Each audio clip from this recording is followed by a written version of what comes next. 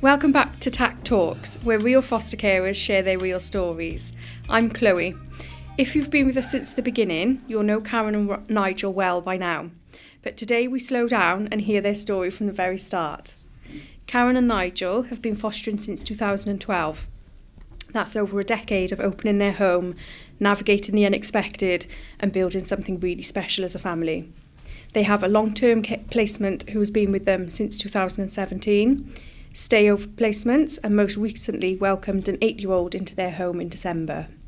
In this episode, we sit down with them both to hear how it all began, what fostering has meant to them, and what they'd want anyone considering fostering to know. Karen and Nigel, welcome. Firstly, go back right to the beginning. How did you first hear about fostering? Through family, really. Nigel's brother and sister-in-law was fostering, and we got involved with them in the sense of going for days out, and we'd often pop over for cuppas, and we get to know their fostering children. So we decided then that we was... we should research then. We done research then, and TACT came up, and that's why we went with TACT then, because there was lots of positive things about TACT. Yeah. Okay. So in terms of why did you choose to foster, I suppose, from your kind of knowledge of family doing it, spending time with them and their children they were looking after, what was it that attracted you to fostering, having seen that kind of up close?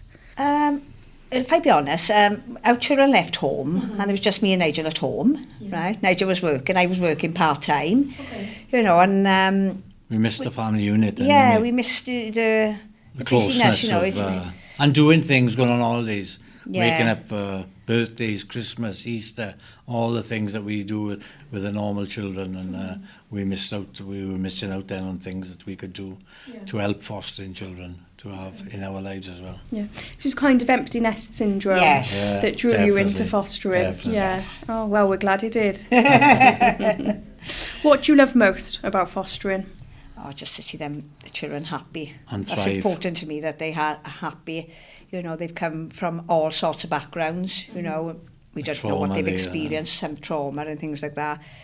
But just to reassure them that we are there to support them no matter what, and some children find that hard. And get them to adapt into life, for future life. Seeing them thrive, seeing them get on in school. See them achieving certain things. Yeah. There's a lot of positives in fostering. Yeah. A lot. So at the moment, are you both full-time foster carers? Yeah. You don't work outside?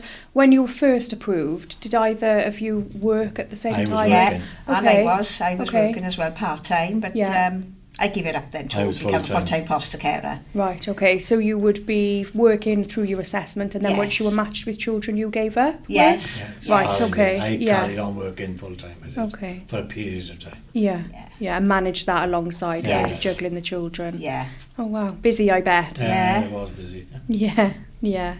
A good busy, though. Yeah. What's been your fostering highlight? Oh, there's so many. There's quite... The holidays To Egypt with the 2 children we've had. Just to see their faces. They thought we was going to go to Egypt for the day, not realising we was going for a week. Just to see them thriving. It's loads. I can't really remember some of them. There's so many. It's just see the children smile and be happy. It's just... From when they first come to us to... See them moving on. Don't get me wrong, it's pretty heartbreaking when they do leave you, when they move on. They're going on to better things, but you built up such a good bond with them, And like I say, I'm still in touch with most of them now. Yeah. So, that's... Achievement. Yeah. A big achievement. Yeah. It sounds like your kind of highlights have been the day-to-day, not one kind of big event, but the day-to-day. There's a few. There's so many. Day in, day out, there's something new all the time. Yeah. Every day's different. Correct. Yeah. I bet that's an understatement. How has your supervising social worker supported you within your fostering journey? Oh, brilliant. Yes. I can't fault TACT one bit. There's always been support there. Even if your own supervising social worker's not there, whoever's on duty then will try and help with the situation that's going on.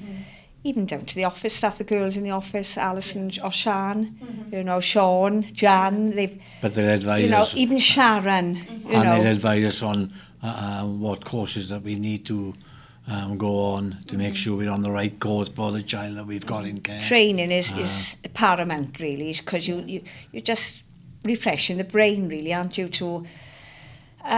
We do so many courses. Yeah, we do We're quite a always lot of we're training, always don't on we? courses. Training, Yeah. Because We you do could like to do do one face-to-face. training 1 year. If you've got to do the next year, because there's little things in there that you can pick up again. Do you know what I mean? So we do the core courses straight away. So How does TACT training work? Is it a mix of online, in person? Mostly How's online, that? now, Okay. Online now, through Teams, you know, but you Right. get to meet other carers through it, you know. Yeah. We do miss face-to-face, if I be honest, you know, and... I think face-to-face was a it was... good thing, because you can speak to other carers face-to-face rather than speaking on the computer. Like, so. Yeah. But training is training, Training so, is you know, training. we try and get in as much as we can. Yeah. Yeah. Okay. And how have the foster carers supported you on your fostering journey? Oh, massive. Brilliant, Yeah. Gemma, but she's wonderful. She's our rep. You only got she's at the other end of the phone. Okay. She'll do anything to help anybody. You know, and if she knows something, she puts it on the app, you know, Especially the for support us, and she groups does that the we go support groups for us. Right, okay. You know, the other foster carers as well, you know, all the girls and all the other foster carers we meet up with, we all like to have a chin wag to me and say what's been going on, you know, even I think if they haven't got a placement. it's important to have the group therapy, because you don't do face-to-face training. The group therapy is needed in our lives anyway. At the moment. Definitely. It's nice to offload. 100%. Yeah. That peer support with other people who Whether are they listen doing. to us is another thing. So you mentioned Gemma is your foster carer rep. Yeah. What is that? What does the foster carer rep do? Well, she arranges our support groups for us. Okay. You know, if you need any help financially, or you know, she knows anything, like she'll fight our corner for us. You know, she's quite a strong woman. And every foster carer is put in touch with the foster carer representative so that they can Everybody knows Gemma as our foster rep. Okay. And then she organises the foster carer support groups where you get together. How often do you we meet try for and those? do it as often as we can, but not Every every 4 weeks normally. Yeah. Okay. So Just getting then everybody together, isn't it? Yeah. We meet up and have some it's harder lunch in the and summer tea and because of all coffee or whatever, you know, whether it's in Port Talbot or in Llandarcy, or, you know, it is every 4 lovely to weeks. see them. Okay. Which is good. We enjoy that, don't we? Yeah, we do. And you go regularly? Yes. Yeah. So what advice would you give to somebody thinking about fostering? If there's anybody sitting at home now not sure whether fostering is for them, what would you say to them? Right. Do your research. As long as you've got a spare room. That's important. You've got to have the spare room. Definitely. Talk to others, I would say, you know, other foster carers, or do research online, you know, and I'd recommend it to anybody. You know, fostering is, don't get me wrong, it's challenging, but it's also rewarding as well.